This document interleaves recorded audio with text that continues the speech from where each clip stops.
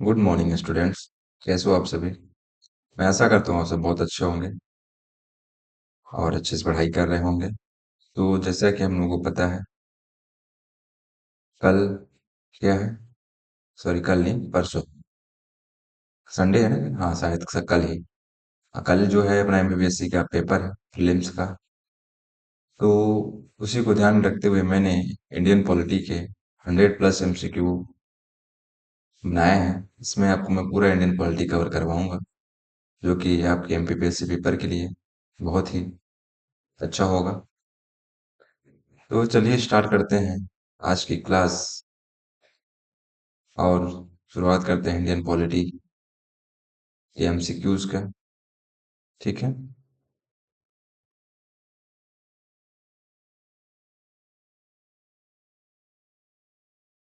तो आज हम लोग पढ़ने वाले हैं most important MCQs for MPPSC या यूपीएससी। इसमें हम लोग इंडियन पॉलिटी को कंप्लीट करेंगे, इसके ऑल टॉपिक देखेंगे कि कवर हो जाए। ठीक है। तो आज का पहला क्वेश्चन है,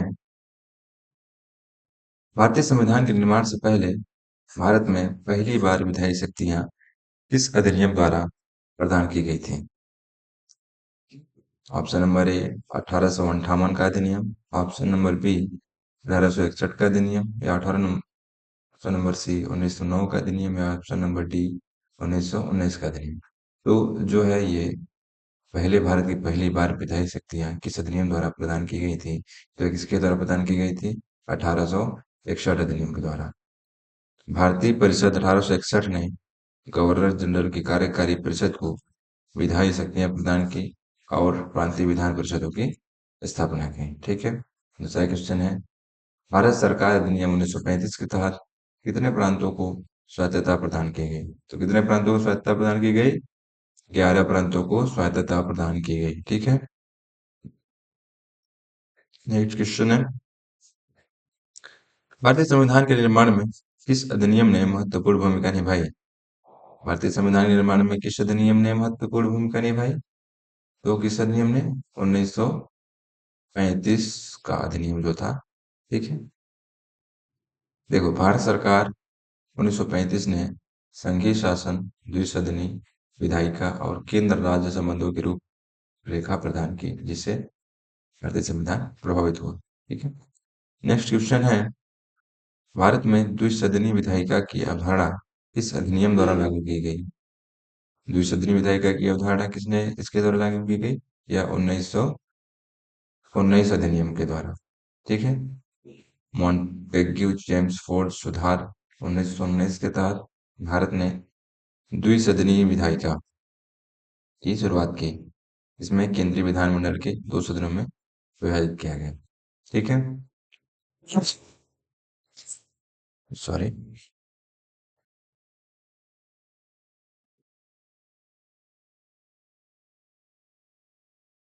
नेक्स्ट क्वेश्चन है, भारत में पहली बार भारत में सबसे पहले संविधान सभा के गठन का विचार किसने प्रस्तुत किया? किसने किया? एम एन रॉय ने। ठीक। एम एन रॉय ने सबसे पहले संविधान सभा के गठन का विचार प्रस्तुत किया। 1934 में एम एन रॉय ने सबसे पहले संविधान सभा का गठन का विचार प्रस्तुत किया, जिसे बाद में 1946 में स्थापित किया गया। ओके। नेक्स्ट क्वेश्चन है, भारतीय राष्ट्रीय कांग्रेस ने पहली बार पूर्ण स्वतंत्रता की मांग कब की थी? या पहली बार 1929 के लाहौर अधिवेशन के दौरान कब की थी? 1929 में पहली बार कांग्रेस पूर्ण स्वतंत्रता की मांग की थी।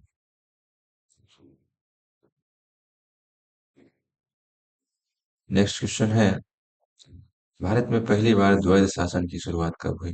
पहली बार द्वैध शासन की शुरुआत कब हुई? 1919 में। कब? 1919 में। ठीक है। कैबिनेट मिशन योजना का मुख्य उद्देश्य क्या था? कैबिनेट मिशन योजना का मुख्य उद्देश्य था भारत में संविधान के निर्माण की रूपरेखा तैयार करना। संविधान निर्माण की मुख्य मुख्य रूपरेखा तैयार करना। ठीक है।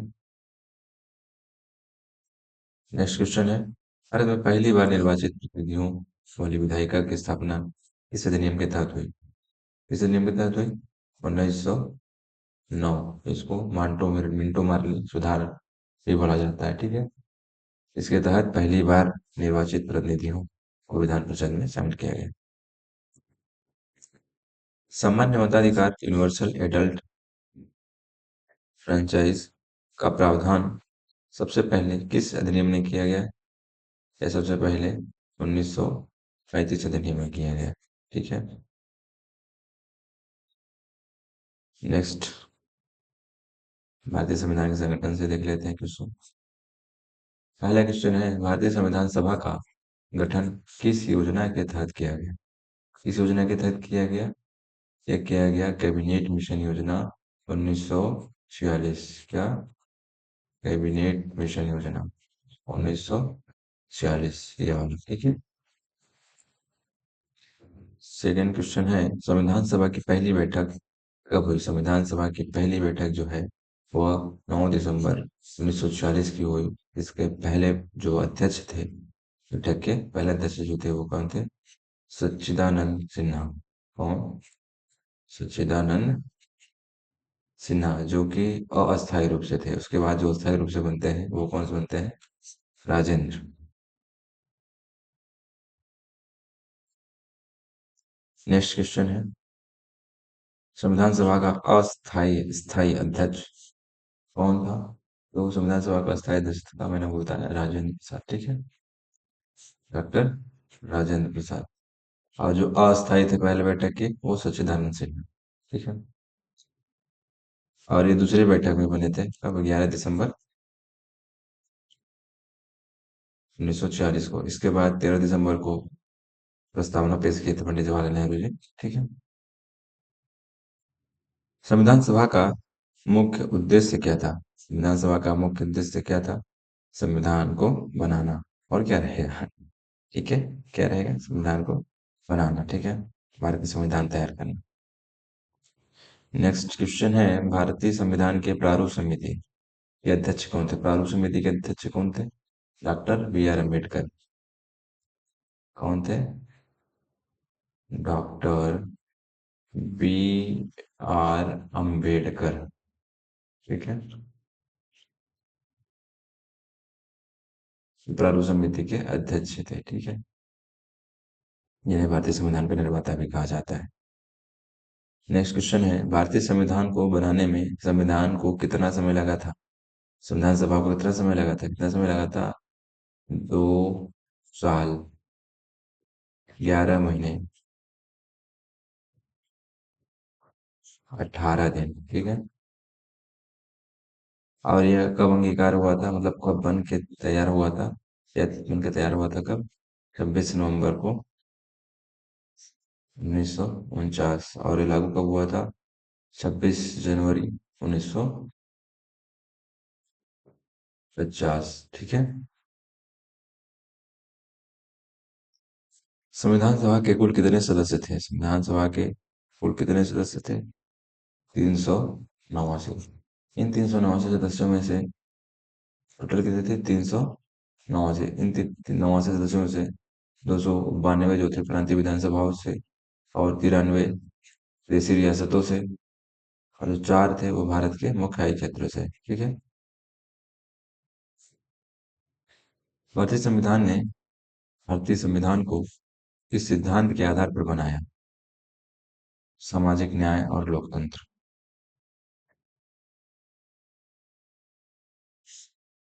इसके आधार पर सामाजिक न्याय और लोकतंत्र इस सिद्धांत पर।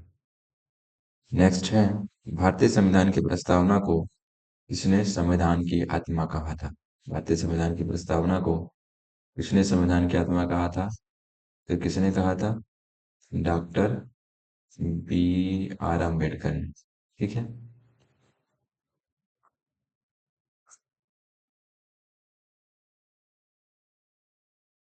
और ऐसा क्यों कहा जाता है? क्योंकि संविधान के उद्देश्यों और मूल्यों को इसमें परिभाषित किया गया है, ठीक है। नेक्स्ट क्वेश्चन है, भारतीय संविधान की प्रस्तावना में निम्नलिखित में से कौन सा शब्द मूल रूप से शामिल नहीं था? कौन सा शब्द मूल रूप से शामिल नहीं था? ऑप्शन नंबर ए और बी दोनों, ठीक है। ये दोनों जो थे मूल रूप से पहले शामिल नहीं थे। इनको बाद में जोड़ा गया था। कब जोड़ा गया था इनको? 42वें संविधान संशोधन के 22वें संविधान संशोधन 1976 के तहत जोड़ा गया था। ठीक है। नेक्स्ट क्वेश्चन है, भारतीय संविधान की प्रस्तावना में हम भारत के लोग का उल्लेख किसका प्रतीक है? भारत की प्रभुसत्ता का, भारत की एकता का। ठीक है। भारतीय संविधान की प्रस्तावना को बनाने की तिथि क्या है? संविधान को बनाने की तिथि क्या है? 26 नवंबर।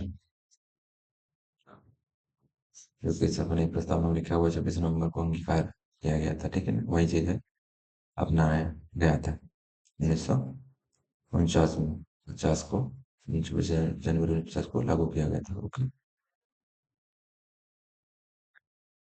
नेक्स्ट क्वेश्चन है, बंधुता शब्द भारतीय संविधान की प्रस्तावना में क्या दर्शाता है? ये समानता और भाईचारे की भावना को दर्शाता है। ठीक है। प्रस्तावना में उल्लेखित न्याय कौन कौन से प्रकार शामिल हैं? कौन कौन से न्याय शामिल हैं? सामाजिक, राजनीतिक और आर्थिक। ठीक है।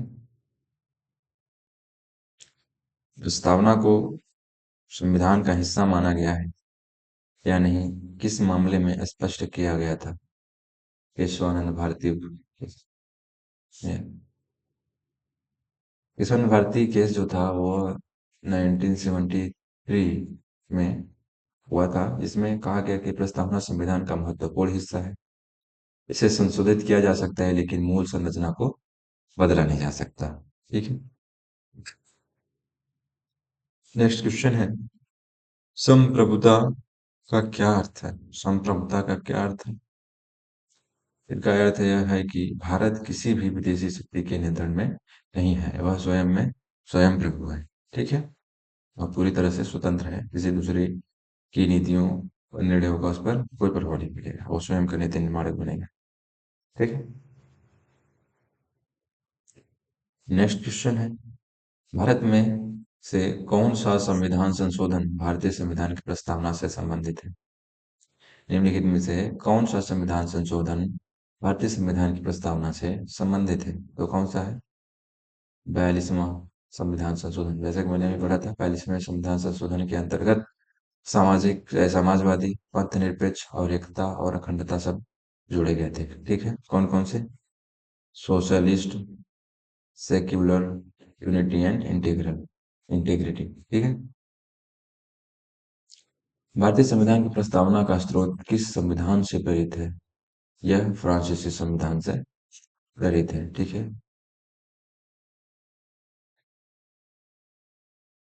नेक्स्ट क्वेश्चन है, मौलिक अधिकार से। भारतीय संविधान में मौलिक अधिकार कहाँ दिए गए हैं? यह भाग 3 में दिए गए हैं। कहाँ दिए गए हैं? भाग 3 में। अनुच्छेद कहाँ से कहाँ तक? 12 से 35 के बीच में। ठीक है।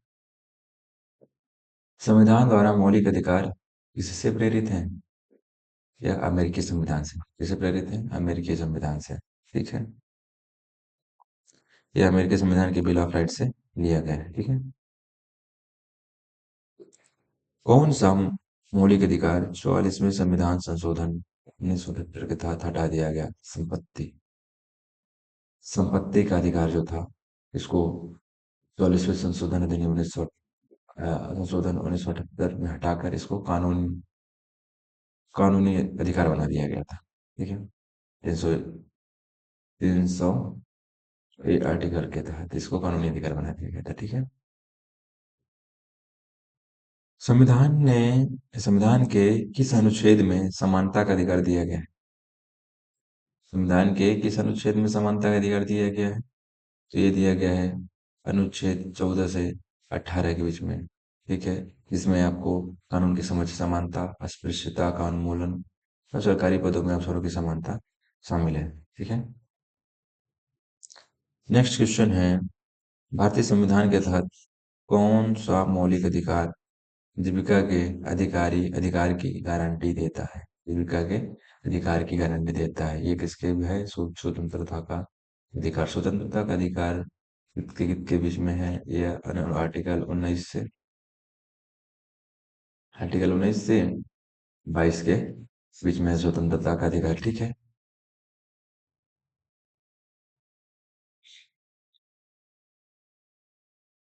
यह जो है जीविका का अधिकार जो है, यह आर्टिकल 19(1) या A(G) के तहत नागरिकों के अपने पसंद के व्यवसाय, व्यापार, रोजगार का अधिकार दिया गया है। ठीक है। अनुच्छेद 21 जीवन और व्यक्तिगत स्वतंत्रता के अधिकार की गारंटी देता है। इसका विस्तारित अर्थ क्या है? इसमें गरिमापूर्ण जीवन जीने का अधिकार शामिल है। ठीक। धार्मिक स्वतंत्रता से संबंधित अनुच्छेद कौन से हैं? धार्मिक स्वतंत्रता से संबंधित अनुच्छेद हैं 25 से 28। ठीक है। जो 25 से 28 आर्टिकल है वो धार्मिक स्वतंत्रता से संबंधित है। इसमें धर्म की स्वतंत्रता, धार्मिक और पूजा पद्धति, धर्म प्रचार और धर्म आधारित कार्यों पर रोक शामिल है। ठीक है। नेक्स्ट क्वेश्चन है, भारतीय संविधान में संवैधानिक उपचारों का अधिकार किस अनुच्छेद में दिया गया है? किस अनुच्छेद में दिया गया है? अनुच्छेद 32 में दिया गया है। ठीक है। ये जो अनुच्छेद है, अनुच्छेद 32 नागरिकों को उनके मौलिक अधिकार के उल्लंघन पर सीधे सुप्रीम कोर्ट जाने का अधिकार देता है। और इसे डॉक्टर भीमराव अम्बेडकर ने इसे संविधान की आत्मा और हृदय भी कहा था। ठीक है।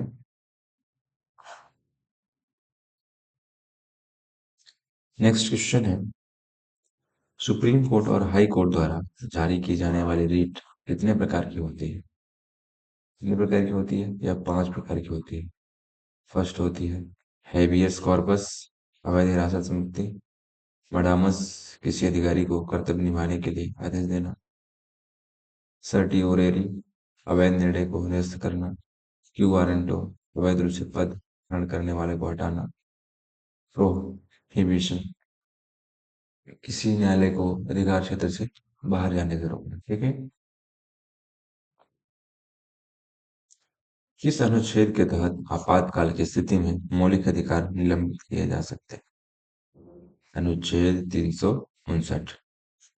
अनुच्छेद 359 के तहत राष्ट्रीय आपातकाल के दौरान राष्ट्रपति मौलिक अधिकारों के क्रियान्वयन को नियंत्रित कर सकते हैं, लेकिन 20 और 21 मौलिक अधिकार को निलंबित नहीं किया जा सकता। नेक्स्ट क्वेश्चन है, भारतीय संविधान में नीति निर्देशक तत्व किस भाग में शामिल है? नीति निर्देशक तत्व किस भाग में शामिल है? यह भाग 4 में शामिल है, अनुच्छेद 36 से 51 के बीच में। ठीक है। और ये कहाँ से लिए गए हैं नीति निर्देशक तत्व? ये आयरलैंड से लिए गए। कहाँ से? आयरलैंड से। ठीक है। नीति निर्देशक तत्व को स्रोत किस देश संविधान से लिया गया है? कहाँ से लिया गया है? आयरलैंड से। मैंने बताया ना, आयरलैंड से।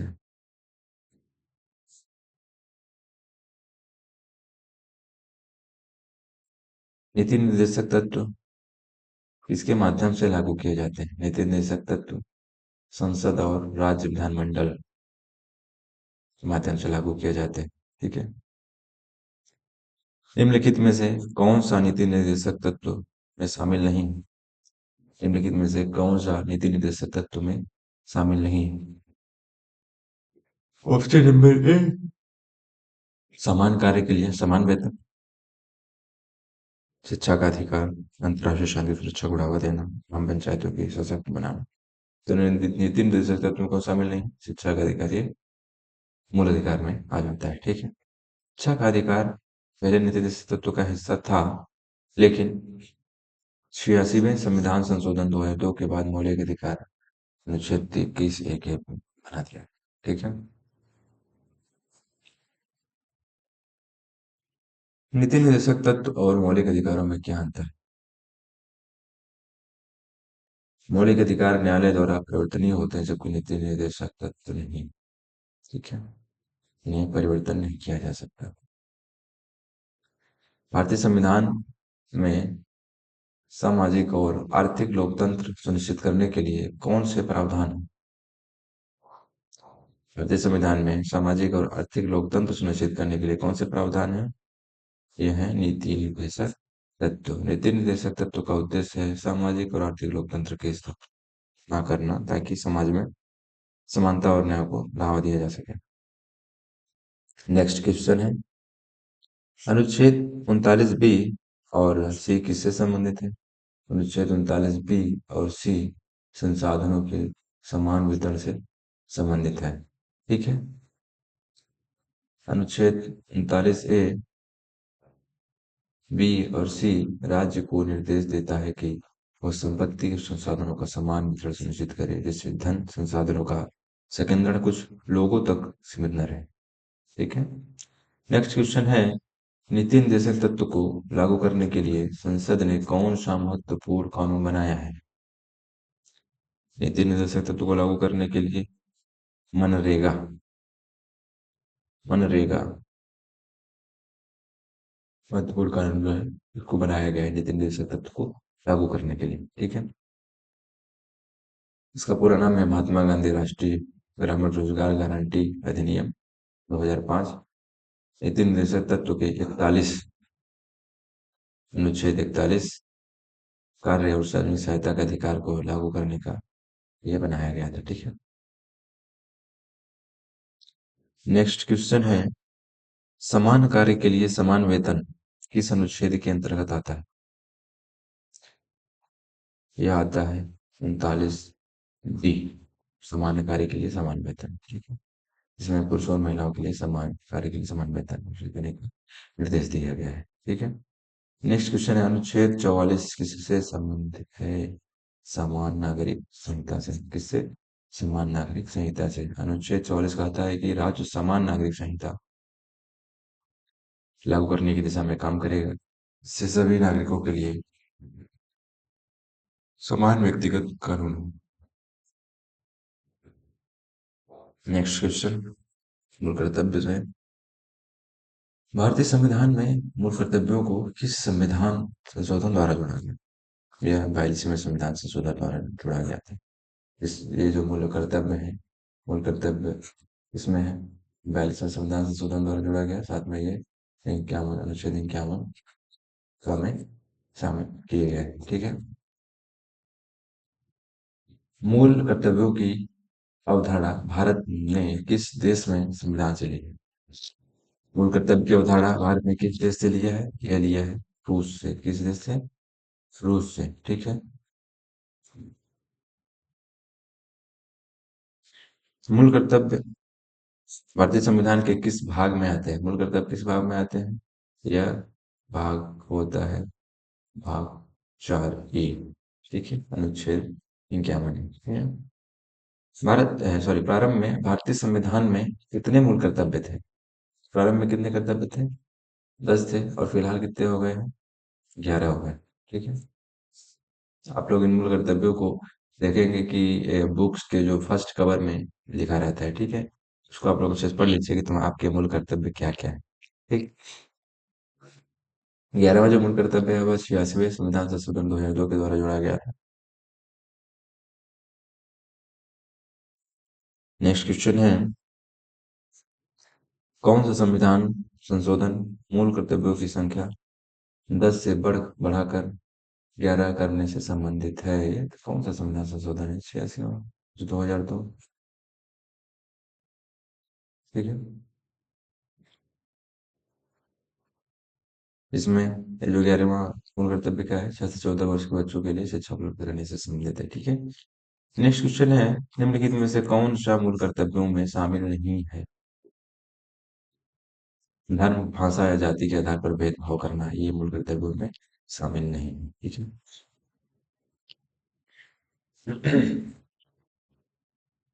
नेक्स्ट क्वेश्चन है, मूल कर्तव्यों को लागू करने के लिए सरकार कौन सा कानून बना सकती है? मूल कर्तव्यों को लागू करने के लिए सरकार कौन सा कानून बना सकती है?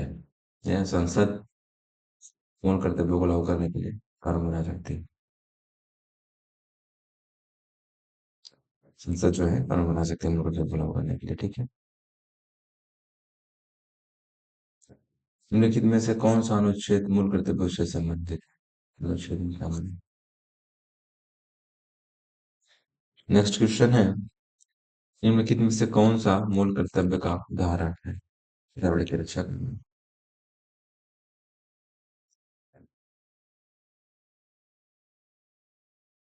ये जो है तो अलग चीज हो जाता है, नए अधिकार मिलते हैं, ठीक है। वैज्ञानिक दृष्टिकोण और मानवता की भावना विकसित करना किस अनुच्छेद के अंतर्गत आता है? अनुच्छेद 51 ए एच के तहत, ठीक है।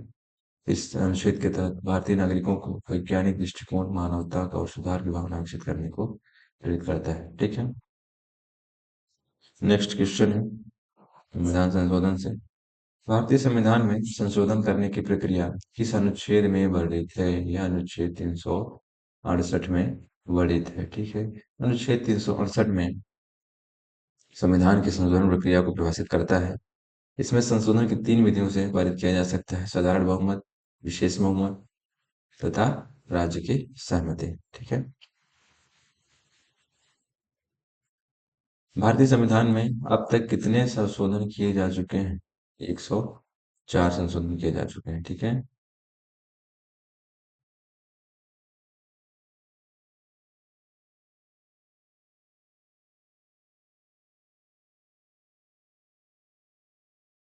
संविधान संशोधन प्रक्रिया को भारतीय संविधान ने किस देश में लिया है? किस देश से लिया है? ये लिया है दक्षिण अफ्रीका से। भारतीय संविधान की संशोधन प्रक्रिया दक्षिण अफ्रीका से संविधान से प्रेरित है, जिसमें संविधान को संशोधित करने के लिए विशेष प्रक्रियाएं दी गई, ठीक है। किस संशोधन द्वारा अनुच्छेद 21 ए शिक्षा का अधिकार जोड़ा गया? अनुच्छेद 21 ए ये 86वें संविधान संशोधन 2002 के द्वारा जोड़ा गया है, ठीक है। संविधान के किस संशोधन द्वारा पंचायत राज व्यवस्था को संवैधानिक दर्जा दिया गया? 73वां संशोधन द्वारा, ठीक है। जो पंचायत राज व्यवस्था को संवैधानिक दर्जा मिला है वह 73वें संवैधानिक संशोधन 1992 का, ठीक है। ये जो पंचायती राज व्यवस्था है ये कितने आर्टिकल के बीच में है? यह 243 से 243 ओ तक, ठीक है। 97वें संवैधानिक संशोधन 2011 किससे संबंधित है? सहकारी समितियों से। किससे? सहकारी समितियों से। 97वें संविधान संशोधन 2011 ने अनुच्छेद 19 एक में सहकारी समितियों के अधिकारों को मौलिक अधिकार के रूप में जोड़ा और भाग 9 बी के तहत सरकारी समितियों के लिए संवैधानिक प्रावधान किए, ठीक है। कौन सा संशोधन संविधान में आधार को वैधता प्रदान करता है? 103।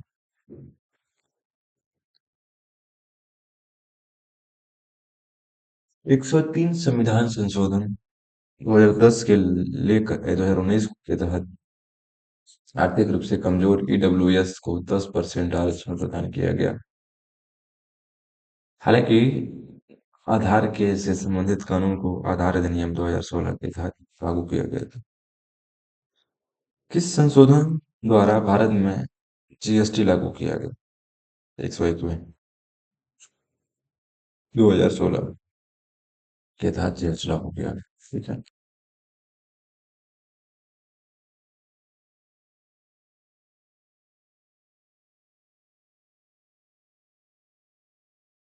भारत में संसद की संरचना क्या है? लोकसभा, राज्यसभा और राष्ट्रपति, ठीक है। संसद किससे मिलकर बना होता है? लोकसभा, राज्यसभा और प्रेसिडेंट से मिलके बना होता है, ठीक है। राज्यसभा में सदस्यों की अधिकतम संख्या कितनी हो सकती है? 250। कितना? 250, ठीक है। इसमें से क्या होते हैं कि 12 जो होते हैं वह राष्ट्रपति द्वारा मनोनीत होते हैं, और 238 जो बचते हैं, 238 जो बचते हैं वो क्या होते हैं? इनका क्या होता है? केंद्र और राज्य विशेष राज्य, केंद्र और राज्य मेरे कहने का तात्पर्य यह है कि स्टेट्स एंड यूनियन टेरिटरीज ये निर्वाचित होते हैं 238, ये 12 मनोनीत होते हैं। ठीक। नेक्स्ट क्वेश्चन है, लोकसभा के सदस्यों का कार्यकाल कितने वर्षों का होता है? ये कितने वर्षों का होता है? 5 वर्षों का होता है। और राज्यसभा के 6 वर्षों का होता है। ठीक है। इनके कार्यकाल को किस अनुच्छेद में दर्शाया गया है? अनुच्छेद 83(2) के अनुसार। ठीक है। आपातकालीन स्थिति में इसको बढ़ाया भी जा सकता है। राज्यसभा के 1/3 सदस्यों का चुनाव कितने वर्षों में होता है? 2 वर्षों में। कितने वर्षों में होता है? 2 वर्षों में। ठीक है। इसलिए यह एक स्थायी सदन है, यह कभी भंग नहीं होता है।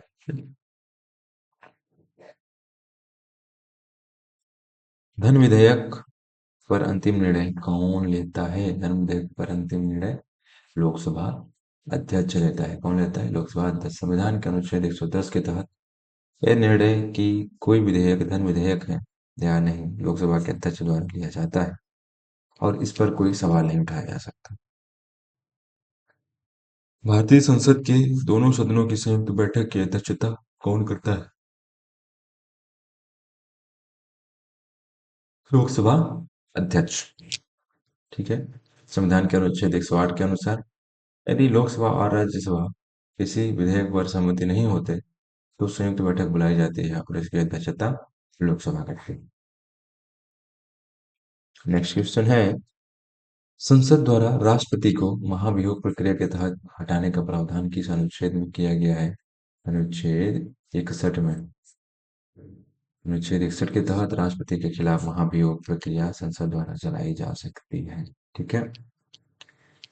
नेक्स्ट क्वेश्चन है, बजट में सबसे पहले किस सदन में प्रस्तुत किया गया जाता है? बजट संसद में सबसे पहले किस सदन में प्रस्तुत किया जाता है? या लोकसभा में? हाँ, लोकसभा में प्रस्तुत किया जाता है। ठीक है।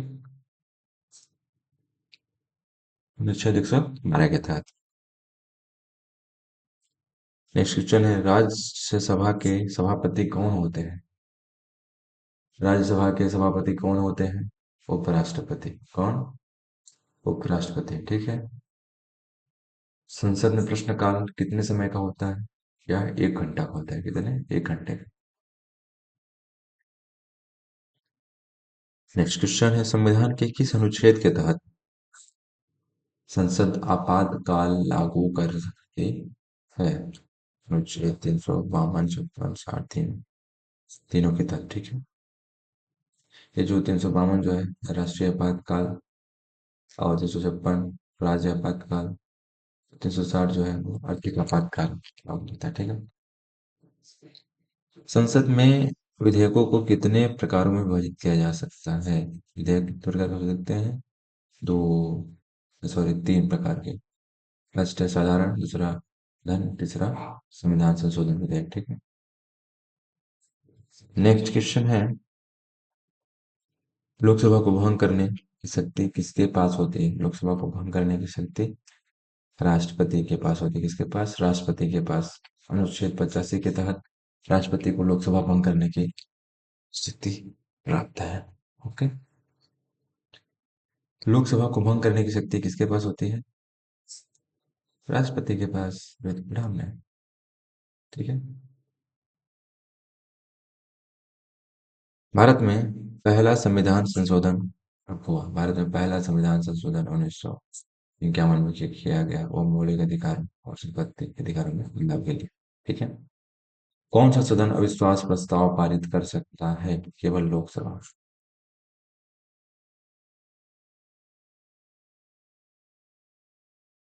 नेक्स्ट क्वेश्चन है, लोकसभा में नेता प्रतिपक्ष लीडर ऑफ पोजीशन का दर्जा पाने के लिए किसी पार्टी के पास कितनी सीटें होनी चाहिए? कितनी? 10%। ठीक है। लोकसभा में किसी भी पार्टी को नेता प्रतिपक्ष का दर्जा प्राप्त करने के लिए कुल सदस्यों की कम से कम 10% सीटें होनी चाहिए।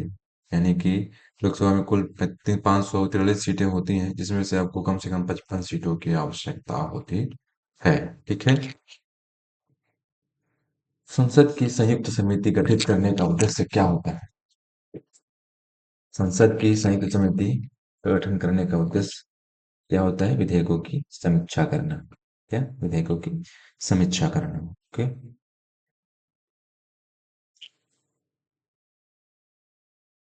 भारत में संसद का पहला सत्र कब आयोजित किया गया? 1952 में। कब? 1952 में। पहला सत्र 13 मई 1952 को आयोजित किया गया, जिसमें पहली बार लोकसभा और राज्यसभा का गठन हुआ था। ठीक है। संसद के दोनों सदनों की संयुक्त बैठक अब तक कितनी बार बुलाई जा चुकी है? 3 बार। कब कब? भारत की जो है संसद को अब तक 3 बार संयुक्त बैठक के लिए बुलाई गई है। सबसे पहले 1961 में दहेज निषेध विधेयक के लिए। फिर उसके बाद 1978 में बैंक सेवा आयोग विधेयक के लिए। उसके बाद 2002 में पोटा विधेयक के लिए। ठीक है। नेक्स्ट। भारत में कार्यपालिका किससे विभाजित होती है? यह कार्यपालिका जो है यह राष्ट्रपति, प्रधानमंत्री और मंत्रिपरिषद विभाजित होती है। भारतीय राष्ट्रपति का कार्यकाल कितने वर्षों का होता है? भारतीय राष्ट्रपति का कार्यकाल 5 वर्षों का होता है, अनुच्छेद 56(1) के अनुसार। ठीक है। भारत में प्रधानमंत्री की नियुक्ति कौन करता है? राष्ट्रपति। संविधान के अनुच्छेद 75 के तहत प्रधानमंत्री की नियुक्ति राष्ट्रपति करता है। ठीक है। मंत्रिपरिषद का नेतृत्व कौन करता है? प्रधानमंत्री, अनुच्छेद 74(1) के तहत। ठीक है। ध्यान है, आपको इस तरह के क्वेश्चन पूछा जा सकता है, खासतौर से एमपीपीएससी में। ठीक है। राष्ट्रपति अपने पद से हटाने की प्रक्रिया क्या कहलाता है? महाभियोग। क्या कहलाता है? महाभियोग, जो कि अनुच्छेद 61 में दिया गया है। ठीक है। उपराष्ट्रपति किसका पदेन अध्यक्ष होता है? यह राज्यसभा का पदेन अध्यक्ष होता है, अनुच्छेद 64 के अनुसार। ठीक है। भारत का भारत में राष्ट्रपति को कौन सा विशेषाधिकार प्राप्त है? राष्ट्रपति को कौन सा विशेषाधिकार प्राप्त है? विधेयकों को अस्वीकार करना है, किसी को क्षमा करना, संसद को भंग करने का, ये सभी उसको अधिकार प्राप्त है। किसके तहत? अनुच्छेद 72 के तहत जो है उसको दया याचिका पर निर्णय देने का अधिकार है, और अनुच्छेद 85 के तहत वो संसद को भंग कर सकता है। ठीक है। प्रधानमंत्री का पद किस देश से प्रेरित है? या ब्रिटेन के? किस देश से? ब्रिटेन से प्रेरित है। ठीक है। जो कि वास्तविक कार्यकारी प्रमुख होता है, और राष्ट्रपति जो होता है वो नाम मात्र होता है। मतलब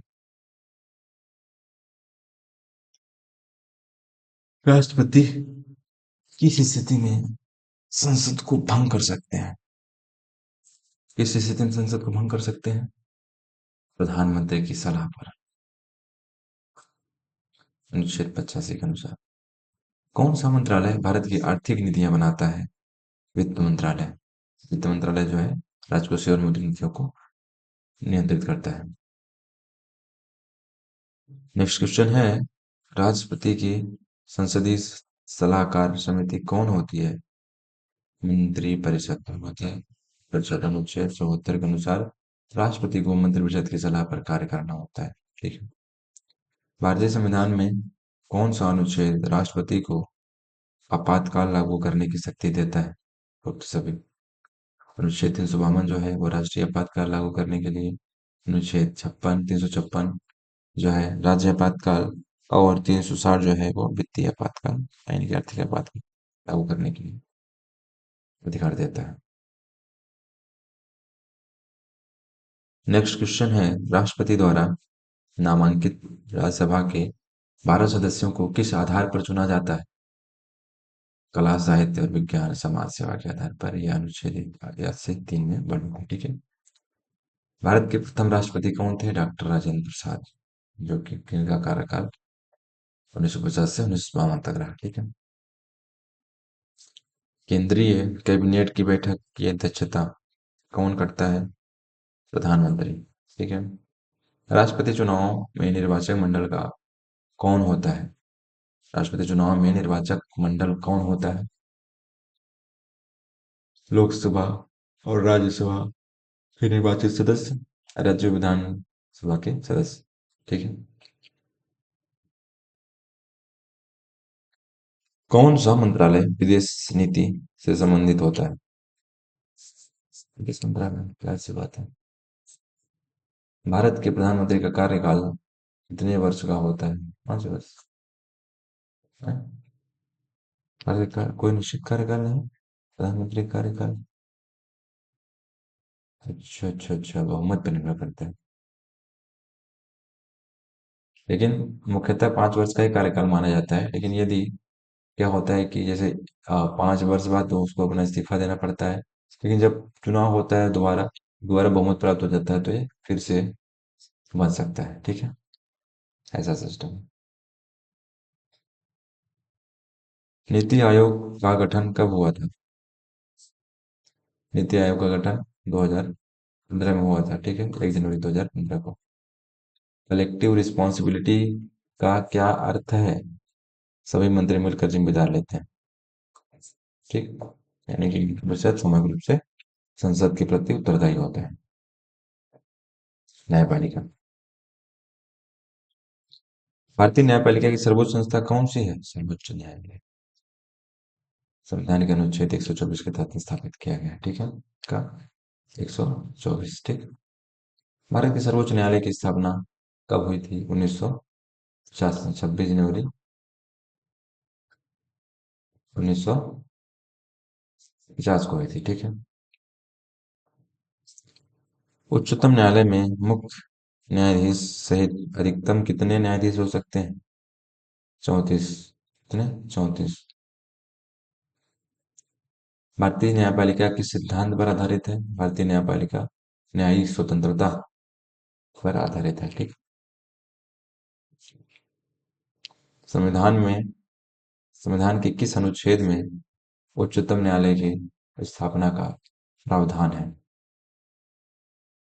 अनुच्छेद 124। भारत में न्यायाधीशों की नियुक्ति कौन करता है? यह राष्ट्रपति करता है। अनुच्छेद 124 दो के अनुसार। ठीक है। कोलेजियम सिस्टम क्या है? किससे से संबंधित है? कोलेजियम सिस्टम किससे संबंधित है? यह न्यायाधीशों की नियुक्ति से संबंधित है। ठीक है। इसमें क्या होता है कि कोलेजियम सिस्टम न्यायाधीशों की नियुक्ति और हस्तांतरण की प्रणाली है। इसमें मुख्य न्यायाधीश और वरिष्ठ न्यायाधीश सम्मिलित हैं। ठीक। उच्चतम न्यायालय के न्यायाधीश कितनी आयु तक अपने पद पर रहते हैं? 65 वर्ष की आयु तक। ठीक है। उच्चतम न्यायालय को किस प्रकार का अधिकार क्षेत्र प्राप्त है? मौलिक अधिकार संरक्षण, अपीलीय अधिकार क्षेत्र, परामर्शी अधिकार क्षेत्र, तीनों। ठीक है, तीनों इनको प्राप्त है। सर्वोच्च न्यायालय को मौलिक अधिकार संरक्षण अनुच्छेद 32, अपीलीय अनुच्छेद 135 से 132-36 और परामर्शी क्षेत्र अनुच्छेद 142 शामिल है। ठीक है। अनुच्छेद 32 किससे संबंधित है? यह मौलिक अधिकारों की सुरक्षा से संबंधित है। ठीक। कौन सा उच्च न्यायालय भारत में सबसे पुराना है? कोलकाता उच्च न्यायालय। कौन सा? जो कि 1862 में स्थापित हुआ था, कोलकाता उच्च न्यायालय। न्यायिक पुनरावलोकन जुडिशियल रिव्यू की शक्ति सर्वोच्च न्यायालय को किस अनुच्छेद से प्राप्त होती है? यह अनुच्छेद 13 से। इससे अनुच्छेद 13 से न्यायिक पुनरावलोकन की शक्ति प्राप्त होती है। इसके तहत किसी भी असंवैधानिक कानून को निरस्त करने की शक्ति देता है। ओके। उच्चतम न्यायालय का मुख्यालय कहाँ स्थित है? यह दिल्ली में। ठीक है, कहाँ? दिल्ली में। भारत में कुल कितने उच्च न्यायालय हैं? भारत में कुल 25 उच्च न्यायालय हैं। कितने? 25 उच्च न्यायालय हैं। Public internet limited litigation PIL अवधारणा किसने शुरू की? यह सर्वोच्च न्यायालय ने। किसने? सर्वोच्च न्यायालय ने। कब से?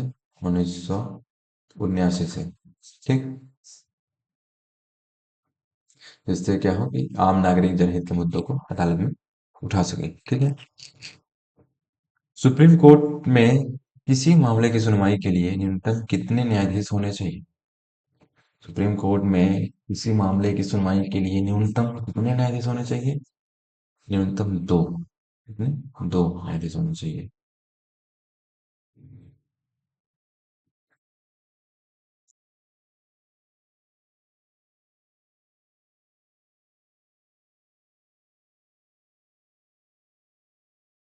राज्यपाल उच्च न्यायालय के न्यायाधीशों की नियुक्ति किसकी सलाह पर करता है? ऑप्शन ए, राष्ट्रपति की सलाह पर। ठीक है। अनुच्छेद 226 किससे संबंधित है? यह उच्च न्यायालय के रीट से अधिकार, इसके उच्च न्यायालय के रीट अधिकार से संबंधित है, ठीक है। डॉक्ट्रिन ऑफ बेसिस स्ट्रक्चर की अवधारणा किस मामले में दी गई थी?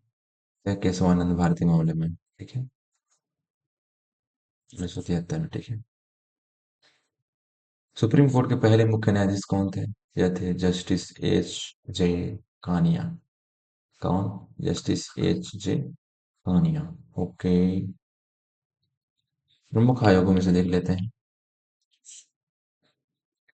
भारत में योजना आयोग की स्थापना कब हुई थी? योजना आयोग की स्थापना 1950 में हुई थी, ठीक है। योजना आयोग की स्थापना 15 मार्च 1950 को तत्कालीन प्रधानमंत्री पंडित जवाहरलाल नेहरू के नेतृत्व में हुई थी। नीति आयोग की स्थापना कब हुई? नीति आयोग की स्थापना 2015 में, 1 जनवरी 2015 में हुई थी। कब? 1 जनवरी 2015 में हुई थी, ठीक है। ये किसके शासनकाल में बनी थी? अभी जो वर्तमान प्रधानमंत्री हैं, नरेंद्र दास मोदी, ठीक है। नेक्स्ट क्वेश्चन है, मानवाधिकार आयोग की स्थापना किस वर्ष हुई? यह स्थापना 1993 में हुई। मानवाधिकार संरक्षण 1993 के तहत, ठीक है। चुनाव आयोग किस अनुच्छेद के अंतर्गत आता है? यह 324 अनुच्छेद के अंतर्गत आता है, ठीक है, चुनाव आयोग। वित्त आयोग गठन कितने वर्षों में किया जाता है? यह हर 5 साल में किया जाता है। किस अनुच्छेद के अंतर्गत? 280 अनुच्छेद के अंतर्गत, ठीक है। भारत के पहले वित्त आयोग का गठन कब हुआ? भारत में पहले वित्त आयोग का गठन 1951 में केसी नियोगी की अध्यक्षता में, इसके केसी नियोगी नियोगी की अध्यक्षता में हुआ, ठीक है।